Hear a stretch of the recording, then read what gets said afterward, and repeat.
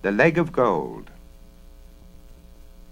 There was a rich lord who had a proud young wife on whom he lavished beautiful clothes and handsome jewelry. And one day, as she came rustling down to dinner in her long satin gown, she caught the heel of her silver shoe in the hem of her skirt, tumbled from top to bottom of the staircase, and broke her leg in 7 places.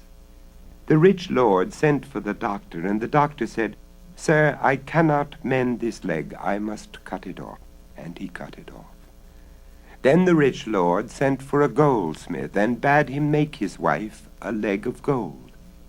And the goldsmith made it so beautifully and fitted it on so cunningly that it served the lady just as well as a leg of flesh and blood.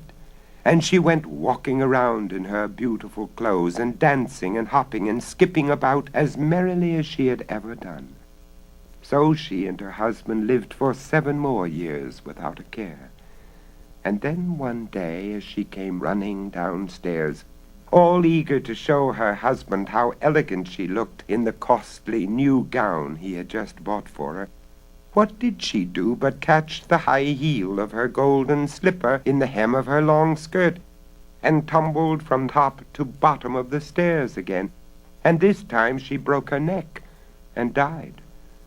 The Lord had her buried, gold leg and all, in a handsome grave, and put his whole household into expensive mourning. In particular, he dressed up his valet in black satin, and the valet preened himself before the glass and thought, "How handsome I am," for he was a very conceited young fellow. And then the valet had another thought. "My lady is dead. She has no more use for her gold leg, so why shouldn't I have it? Am I to remain a servant all my days, I, with my handsome looks and my fine manners? No, indeed. I will dig up that gold leg, melt it down, and sell the gold. Then I shall be possessed of a pretty little fortune, and can set up as a gentleman." So that night off he went to the churchyard, dug up the lady, wrenched off the gold leg, reburied the lady, carried the gold leg home, hid it in his wardrobe, and got into bed, well pleased with himself. But all that night a voice was calling from the churchyard, "Gold, gold, give me my leg of gold." Early the next morning the voice was still calling, and the grave digger heard it. So he hurried to the Lord and said, "Sir, your wife will not lie quiet in her grave. She keeps calling and calling. Send someone to find out what she wants." The Lord ran to his wife's grave and said, "Dear wife, tell me what you want." And the voice came up from the grave, calling out, "Gold, gold, give me my leg of gold." "Dear wife," said the Lord, "your gold leg is buried with you." But the voice called again, "Gold, gold, give me my leg of gold." "Wife," said the Lord, "you are not being reasonable." And the voice called again, "Gold, gold, give me my leg of gold." "You have your leg of gold," said the Lord. "If you have nothing else to say to me, well then, good day. I will have some prayers said for you." And he went back home.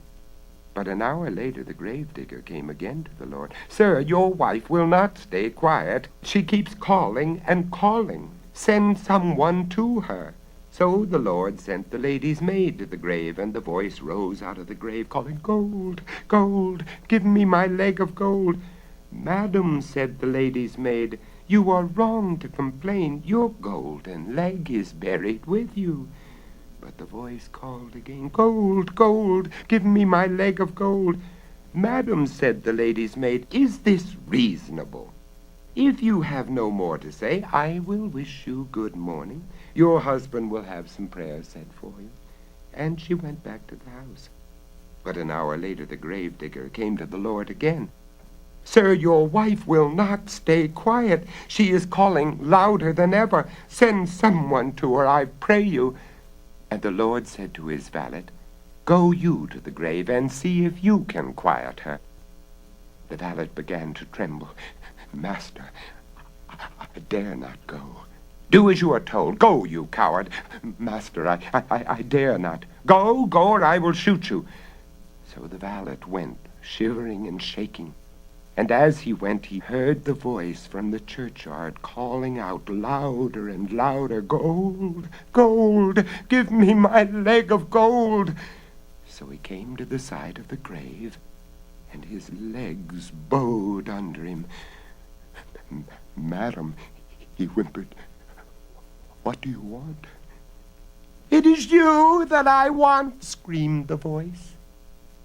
And the lady came up from the grave, took hold of the valet, dragged him under the ground, and ate him up.